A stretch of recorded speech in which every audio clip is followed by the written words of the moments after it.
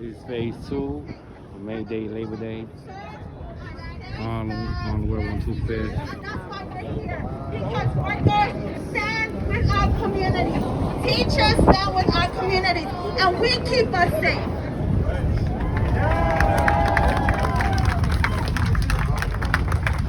I'm fucking my sea dogs, man.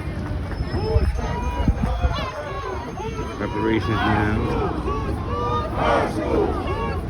Our school. Whose school? Our school. Whose school? Our school. All right, next we got Joe. Enough for Joe. Thanks, y'all. Good afternoon. Can y'all hear me okay? All right, do we got some parents in the crowd? All right, do we got some educators in the crowd? All right, thank you. My name is, do we got some social workers in the crowd? Hell yeah. Thank you. My name is Joel. I grew up in Inwood. I live in Harlem now. I'm a member of the movement of rank and file educators. And one of our slogans that we live by is that our working conditions are students' learning conditions. And just like Shoshana was saying, this year with remote learning at home, our students' living conditions are our working conditions and their learning conditions. And so we know that today, on International Workers' Day, a holiday that started out of worker rebellion right here in the United States, that today on May Day, we have to be standing with our communities and with our students. We need to be standing up for their health and their safety. We need to be standing up for our own health and our safety. And we need to be standing up for anti-racist education, for true healing and not incarceration in our schools. Right now, in our schools, there are 5,500 school safety agents. If they were their own police force, they would be the fifth largest police force in the United States. Many school safety agents are black and brown workers. They're folks who are often from the communities of our same students. But right now we have more school safety agents than we have counselors and therapists. And we know that our students need healing, they need community support, and they need folks from the community in our schools. And so we need counselors, not cops. And the last thing that I'll say, somebody before mentioned we need community control of the schools. We need to end mayoral control. We need genuine community control and community democracy, students leading our schools, parents leading our schools, working together with educators so that we can do the jobs that we want to do and love and not do this BS of making up for all the other failures of society that get put on these schools. So I'm just going to close and say thank you all for welcoming us from the movement of rank and file educators. Again, our working conditions are our student learning conditions, and the only way that we're going to keep ourselves safe is with solidarity. Thank you. Give it up for Joe, Shoshana, and Miss Augustus. Whose school? Whose school? Our school. Whose school? Our school. Our school. Our school. That's right. The community school. Ocean Hill Brownsville. They showed you how to do it. One of our ancestors. That's right. A couple of them. G22. All right. We're going to move on to point number 9 because we have a 10-point program. The list of demands, I should say. We demand jobs. We demand jobs. Yeah, that's it. We demand jobs for all with the universal living wage. We need a universal basic income, cooperative economics in Black, Latino, X, and Indigenous community. At this time, we're calling on Sister Cassie. So and also I have to clean the mic because she provided the spray for us, so I gotta clean it. It's her spray, unless she wants to clean it herself. See, we done got advanced now. First we got the hair right. Yeah, she's telling me how to do it. Now she's telling me how to do it. One spray and white. Okay, here we go.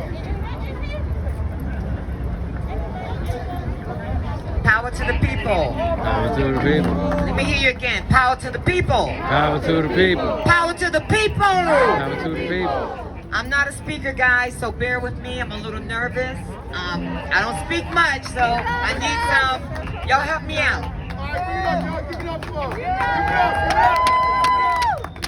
Okay, what I'm going to talk about today is universal living wages. For hundreds and hundreds of years, Black Latinos have been underpaid, going back from slavery time and so forth. We're tired of that, right? Aren't we tired of that? We need our worth, right? We need higher wages for the labor that we have done to build America. Did we build America, people? Yeah. Yes, and it's time for us to get paid for it. Right. You know, I'm getting nervous, y'all. Cheer me on.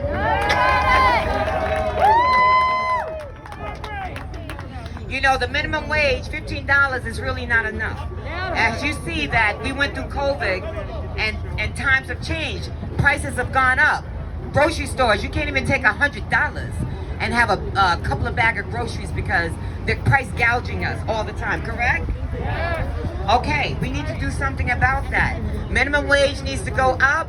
We need to help our beautiful vendors on the streets and have a better situation for them. Vendors and retailers need to work together. It's a different time now. We're not going backwards. What we're doing, we're moving forward, right?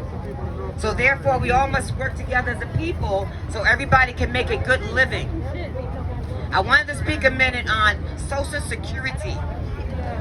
The money that they get for Social Security, SSI, disability, SSD, is totally not enough. We need to raise Social Security so people can pay their rent, pay their lights, have food to eat.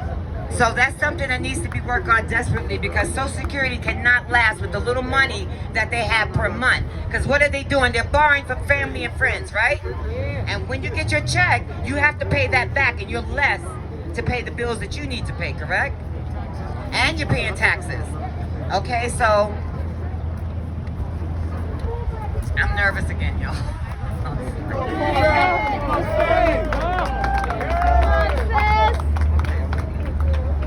So I really don't have much to say. I just think that we need to work on upping the living for us, working together, community, you know, support your local vendors because they have struggled during COVID. Some of them weren't able to have any wages at all when some got $600 a week. And the poor vendors didn't get nothing because of certain circumstances. And I was one of them, okay? I had to fight and struggle a lot, but God helped me make it. We need to work on Social Security. We need to work on higher wages. Just the whole system is screwed up, okay? Thank you guys. I was a little nervous, but thank you. She did a great job, right? Thank you very much. Your hand up? All right.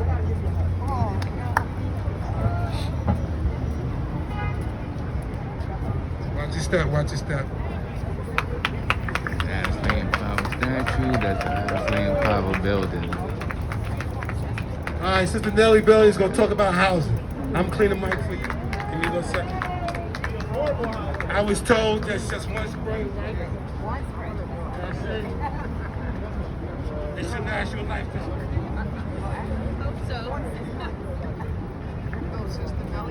Hey, power to the people. Power to the people. And power to the people meaning we set the agenda. Not Biden, certainly not the Republicans, but we set the agenda. Harlem is in its final mop-up stage. 110th Street, gone. Gone. The next commercial artery, 116th Street, they're knocking at the door. What was once Little Africa is gradually becoming Big Europe. That's 116th. Now we come up to 125th. Inez Dickens and the rezoning of 125th Street gave Columbia University the green light in West Harlem. Their $6 billion expansion project. Let me say that again. $6 billion. And they're not talking about tomorrow. They have a 20-year plan. And we have to ask ourselves, what is our plan? So we're here on 125th Street. Now, the ruling class of America, of New York City and America, will give black communities every name, recognition that you want of your heroes. We've got name after name after name of prominent people in Harlem, activists in Harlem. But that's all we got. We don't have any affordable housing because the AMI, the area median income, wipe us out. It wipe us out, and we will never be able to match that. But the midterm election, and I was talking with Mark Torres about this, is very, very, very important because the last gasp of ethnic cleansing, let's not talk about gentrification, because it's ethnic cleansing. Right. And it is so serious worldwide that the UN has codified ethnic cleansing. And they're all about people of the darker hue being moved out of their communities. But let me tell you what they're gearing up for the midterm election. You know, Bill de Blasio did black people so bad that they should keep him out of office for the rest of his life. And his black wife ain't gonna get him over. So here we are. There were 40 candidates, people who announced their candidacy for mayor. During the petition period, and we know that's when folks get knocked off, 12 people made it on the ballot box. Now, the 4 leading candidates are, and we have to look at the oligarchs because they're sending out signals, are Scott Stringer, and Scott has his problems nowadays with the woman coming up 20 years later. I don't know, I'm a radical feminist, but you're talking about 20 years later, come on. Well, anyway, so Scott will probably be out. He has about $20 million, so that's it. Eric Adams, the borough president of Brooklyn, you know what his motto is? Build, baby, build. That's him. Then you have Andrew Yang, who's being pushed by the New York Times. I understand that one of his propositions here in Harlem is that he's going to give us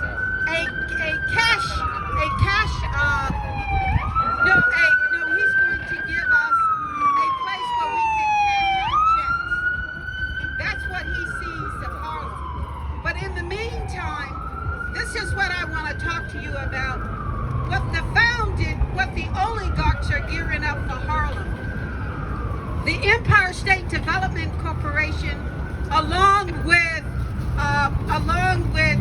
the Governor Cuomo, has just, you're right about that, has just proposed a 30 to 300 billion landscape change of Manhattan. The Javits Center is going to be expanded, pushed further down. We're going to have an underground tunnel. Some skeptics are worried that the traffic that the tunnel will take on is not sufficient for its structural soundness. So that's a problem. Like we have a problem with Columbia University and and the rise in sea level, and the fact that they have they have a bathtub that experiments with various pathogens.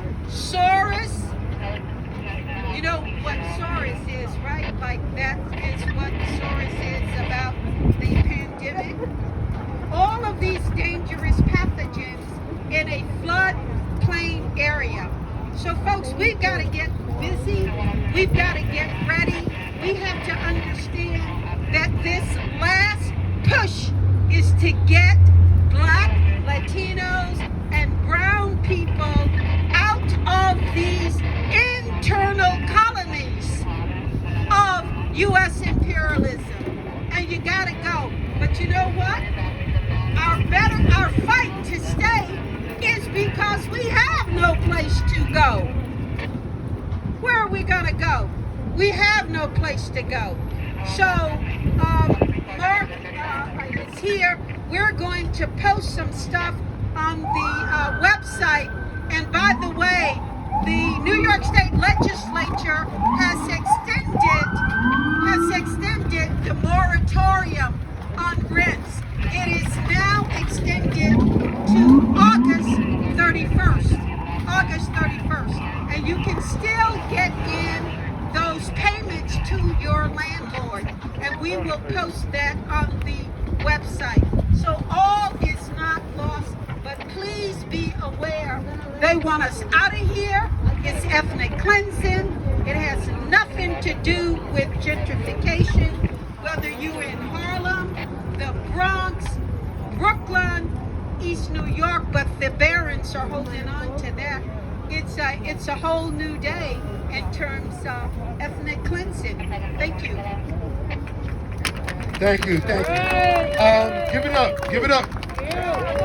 It was a lot of things that she said. I hope y'all was able to hold on to it. And it is ethnic cleansing. It is not gentrification. They want to sanitize what they're doing. But it's illegal, it is ethnic cleansing. And it's being done upon us. So I see it descends. Let's give it up. She's one of our elders, so let's give it up for her again. Thank you. Great job, Descend. Great job. All right, where's Raul at? Raul? Down by the schoolyard? Can you go get him? Thank you. All right, oh, here he is. All right, Raul's going, we could demand an end to U.S. military and economic intervention in other countries' independence of Puerto Rico, the Virgin Islands, and all U.S. colonies, and U.S. aggression towards Cuba, Venezuela, Yemen, and Iran. Self-determination by the Palestinian and the Zimbabwe people.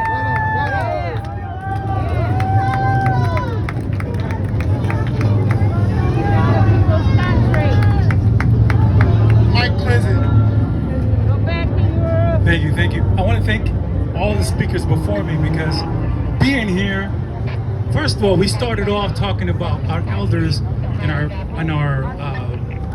generations before us. We thank them, and I want to thank every one of the ones who were here because I have the privilege to talk to all of you, and that's a big thing.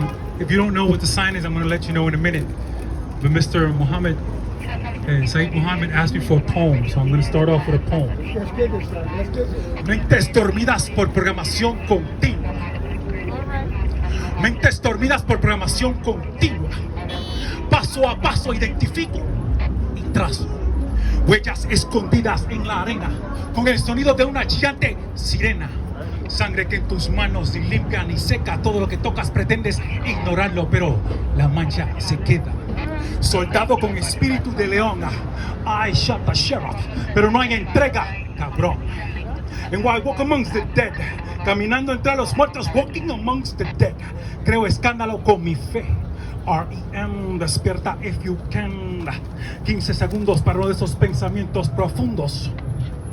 3, 2, 1. El colonizado como esclavo, pidiendo disculpas en su igualdad. Puertorriqueños de rodillas en Washington, pidiéndole al presidente lo que ya Dios, Alá, Buda repartió a toda la humanidad. Dignidad. Toda entidad suprema es idéntica a la mente que la crea, limitada en su amor, función y perdón. Por eso necesitamos un ser imperfecto para imitar, reflejando nuestros temores y prejuicios, defendiendo nuestros pecados con instintos. La inacción conspira en su cobardía sin librarnos de su debido juicio. ¿Será la conciencia puesta a escrutinio? El escribo confunde lo divino, preprogramada culpabilidad. Nuevamente menciono la palabra esclavo. ¿Hacia dónde dirijo mi furia? ¿Hacia mi vida o mi vida que ansia furia? Estoy cansado de luchar. Estoy cansado de luchar. Estoy cansado de luchar. Pero repito, sí puedo, sí puedo, sí puedo. Translate that to the English version. I feel that we all speak in tongues and I can communicate beyond the language barriers, right? And here's the thing I want to mention. Every single subject that was touched here today applies to every single one of us who is around. Wait, here's one thing the first thing that impressed me was, who are they protecting with these things up here? We should be the ones protected. We're the ones that have been killed during hundreds of years. I come from a 120-year-old U.S. colony. No, I come from a 400-plus-year-old colony. The last 3, 4, 5 years have been disastrous to the Puerto Rican nation.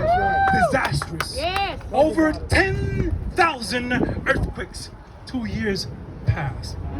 We've been living over 10,000 earthquakes. You've heard of that before? Is that the first time you hear that? Yeah, you see that? That's because the media, as you know, is all controlled. Imagine that. Right now, we're on red when it comes to COVID. Right now, our people are dying because of COVID. Just like here.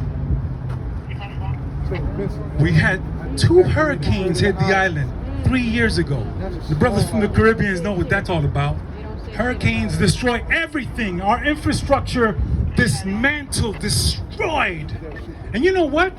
We're still waiting. And if it wasn't because of a lot of the diaspora and a lot of other people that are not from the island, thank you all for everything that you've given us and how you've helped us, because today we're able to do something. We're not through. We have a lot of work ahead of us. Every single subject that was touched here today. One enemy. Affects every single, we didn't even mention Haiti, we didn't mention Dominican Republic, we didn't mention Mexico, all of these things touch every single one of us. And here's the thing.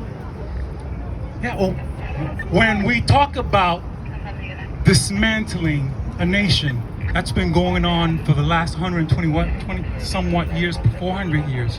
So it's awesome. I'm really happy that we've been discussing a lot of things that affect every one of us.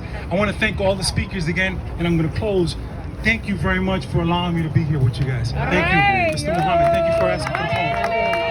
Que viva Puerto Rico libre! Que viva Puerto Rico libre, puñeta! ¡Que viva! Give it up for Raul. Give it up, people.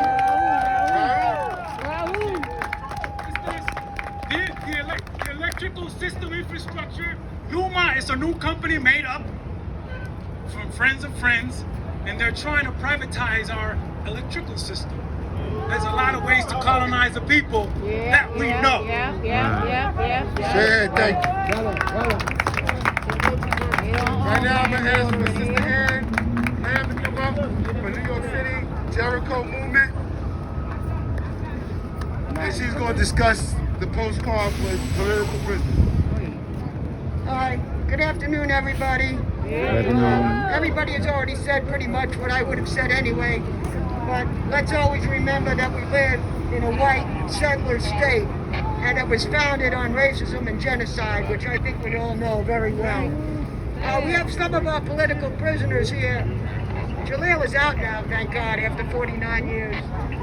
Everybody else up here is still in. Everybody's got serious medical problems, all right? You think medical care is bad out here? Go inside the death camps and see what they do to you there. You know, it's really disgusting. This brother here, Ed Poindexter, has been down for 50 years. Totally innocent. Framed by COINTELPRO. The man has dialysis 3 days a week. He can no longer read because he has cataracts. The prison system says you have one eye, you don't need the other one.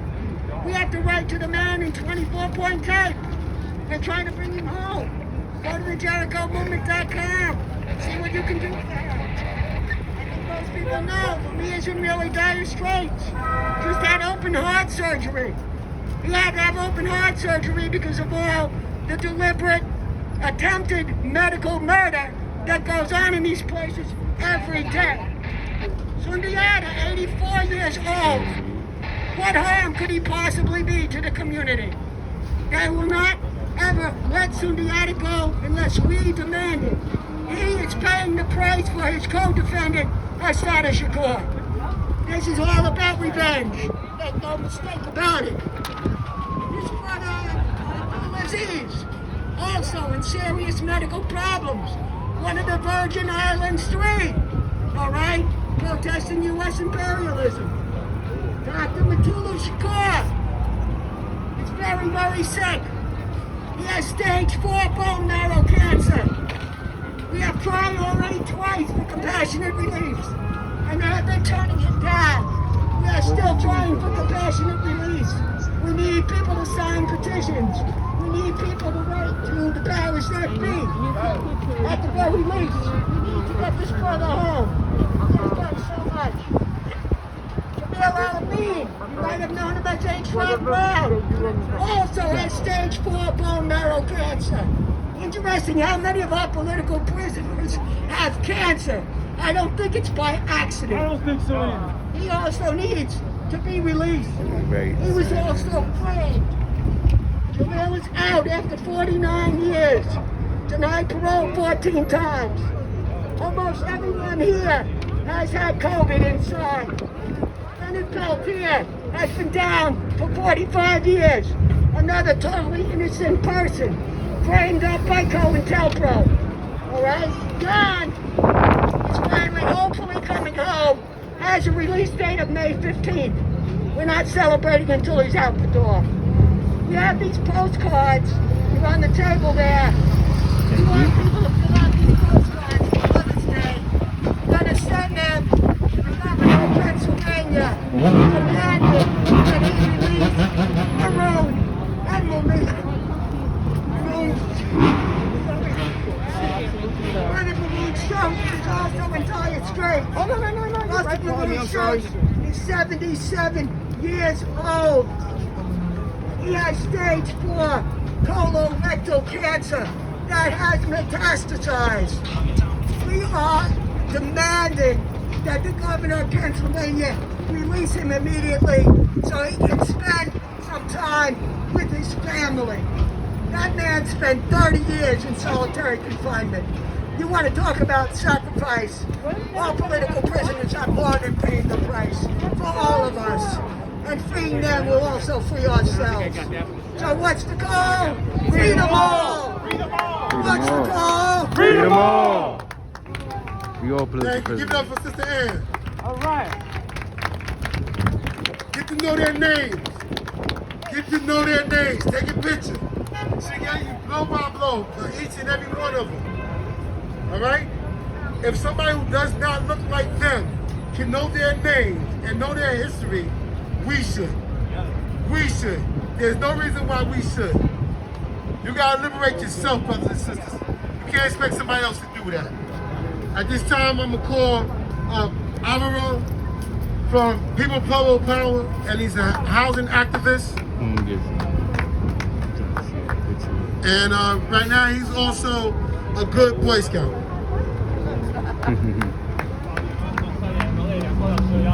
And we're gonna, after this,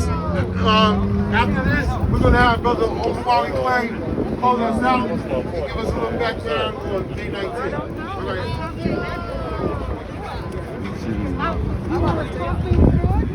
That's the picture they talking about.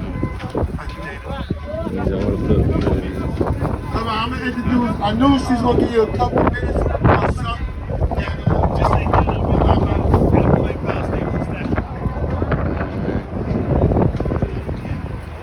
Well, people are hungry and homeless in America.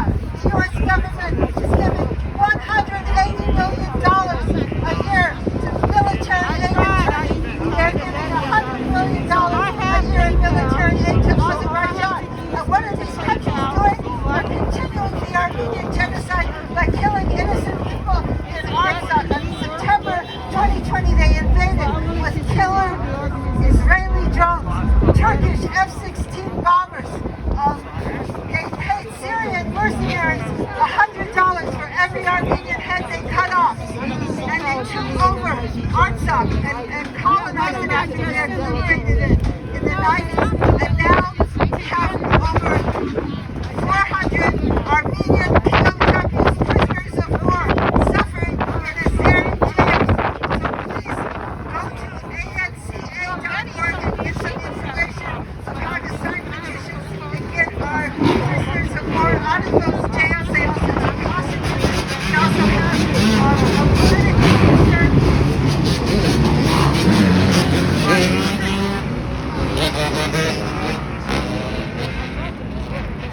Because Armenians are indigenous, and we are so tired of indigenous people around the world being pushed off their land for colonial imperialist purposes. So please, when you mention all the people that you care about, Puerto Rico, Palestinians, add Armenia to the list, because we are suffering, and actually we're the first Christian nation, and we're under attack from all directions, and our land has shrunk and shrunk, and now they're terrorizing us. They are cutting off our heads and chopping us up, putting videos of it, and to make sure that we will live in fear and live our land. But we are not leaving, we are fighting. Thank you. Give it up. That's important. All right. And last speaker is Alvaro from People Public Power and an activist for housing. Give it up for him. Thank you. Muchísimas gracias. Muy buenas tardes. I'm Alvaro, housing activist, and I feel very honored to speak in front of you all today. I'm not much of a speaker myself, but I did just want to spread some information and a message of solidarity, and to add on to the point that Senator Nelly Belly was making earlier about housing, and especially community control of housing. Because coronavirus was such an unprecedented time for my generation, plus the generations that came before, there's still, unfortunately, a lot of misinformation about housing rights and rights that tenants in New York City and New York State have. And, for example, not a lot of people know that as a housing movement, we got sabotaged by the real estate industry for the cancel rent victory that we wanted. We didn't get cancel rent, but what we got instead as a concession from the state was rent relief, right? I'm speaking to you as a tenant who not only was a victim of a landlord's abusive tactics that forced my family to self-evict, but also on behalf of tenants in the South Bronx, in Brooklyn, in Crown Heights, in upstate, in places like Rochester where there were eviction blockades. Even the people of color that live in Staten Island, which is otherwise a very repressive borough of New York. All across the city, tenants are suffering and they're being depleted of their rights. So, a few dates that I want everyone in the community to keep in mind is, for example, the Rent Guidelines Board hearings that are coming up. If you're a rent-stabilized tenant living on a rent-stabilized lease, this is something that you should know, because those are the same people who are not appointed by us, but appointed by the mayor instead, who get to decide by what percentage your rent will increase, right? And the preliminary vote of that annual farce that they commit happens on May 5th, and then the last vote is on June 26th. So between May 5th and June 26th, you have all that time to make sure that you contribute testimony, that you disrupt those spaces, and that you tell your stories. And it should be easy, and if you have neighbors that don't have access to tech, get in touch with them and help them spread the message, and to demand about not just why we deserve a rent freeze, but a rent rollback too. Hashtag rent rollback, because the rent is too damn high, right? Especially in this, speaking in this, the crux of what's been redeveloped, and there's just, need I remind you that the Whole Foods just sprouted up there a few years ago. And then lastly, what I'm gonna say is, please, if you know of anyone, undocumented, documented, it doesn't matter, no matter where they came from or what their status is, please tell them that if they're unsure about their standing, and if the landlord is coming after them and knocking on their door every day and harassing them, please tell them to stay in their homes. Do not self-evict. I'm going to say that again so hopefully everyone can hear it. Do not self-evict. Do not self-evict. Do not self-evict. No se desalojen ustedes mismos. Right? That's what the landlords are counting on, and that's why we have to fight for our right to live with dignity. Do not self-evict and wait until the rent relief comes out, because there are organizers plus other organizations that I work for that are in place right now to help tenants apply for that in any language that they need, right? Because I strongly believe in language justice too. So rent relief and pay attention to the right guidelines hearings. And right to counsel just passed the city council, so that if anyone living in the city is eligible, they get access to free legal counsel to represent them in court. No one should have to represent themselves in housing court, no matter where in New York City you live. And before it used to be 5 zip codes, now they've expanded it. So you have these resources. Please take advantage of them and do not self-evict once again, okay? All right, happy May Day. Thank you all for hearing me out, and I'll see you on the front lines. Free them all. Freedom all. That's the conclusion of the phase of May Day. That's peace. Power to the people. Pa'lante, siempre pa'lante. The reason what brings us here is because we know that things aren't good. And it basically hasn't been good for us since our inception. Whatever year you was born, it hasn't changed for the people before you. And it continues. So we have to be the CEO of our own changes. We made different agreements with small differences here and there, but for the most part, we all think as a collective. There was a lot of ideas today. Not only ideas, there were a lot of facts talked about taking responsibility. Because we do have to take responsibility. We also have to have our elected leaders take responsibility. As parents, we have to take responsibility for our school system. We should take it back. We standing here on the corner of 125th and 7th Avenue, Adam Clayton Powell Boulevard. They have community board meetings. They're virtual, but it's important that you go there. As they try to take over your neighborhood, not through genocide, but through ethnic cleansing. It's important that we go to our community board meetings and have our presence felt. We can't let the minority that comes in here and fester and try to make groundswell and have the majority to say. We can't allow that to happen. The squeaky wheel does get the oil, and if you live in Harlem like I do, you see all the time you come home and you see that you can't park on your block for 2 or 3 days. Not just on your block, on the 2 blocks to the left of you and 2 blocks to the right of you. But certain neighborhoods that don't have that problem because they're red zone. Why they're red zone? Because people came out and complained to their community board. So we talked here today, we talked about the importance of getting involved. We talked about the importance of the people power. We talked about the history of the revolt, how the United States government had turned on people on May 1st in 1884. And then also let's remember the Pullman strike in 1894, with 13 Pullmen that looked like us was killed because of their strike. So the United States has an ugly history of not only turning their backs on us, but exiling us and executing us whenever we speak up. So that's why we want these days to be forgotten. And that's why turn this off. This phone's about to die.